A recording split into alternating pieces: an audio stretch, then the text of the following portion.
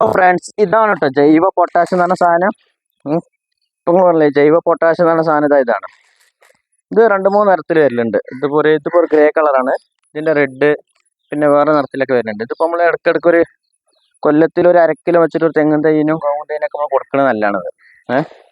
Okay, ഇതിപ്പോൾ ഇതേപോലെ തൈനിങ്ങനെ 250 gram വെച്ചിട്ട് കൊടുക്കണം നല്ലതാണ് കേട്ടോ. ഇത് നമ്മൾ ജൈവ പൊട്ടാഷാണത്.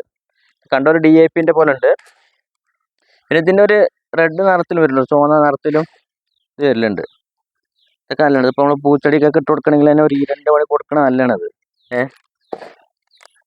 ഇതിപ്പോൾ നമ്മൾ പെരയിൽ പൂച്ചെടികളൊക്കെ ഉണ്ടെങ്കിൽ അങ്ങനെ ഒരു 50 ഗ്രാം വെച്ചിട്ട് നമുക്കൊരു തൈനോ 50-100 ഗ്രാമോ ഇപ്പോൾ കുറച്ച് ഏറിയിട്ട് കുഴപ്പമൊന്നുമില്ല. ഒരു ഓർഗാനിക് പൊട്ടാഷ് ആയതുകൊണ്ട് വലിയ പ്രശ്നമൊന്നും വരാൻ പോകുന്നില്ല. ഓക്കെ,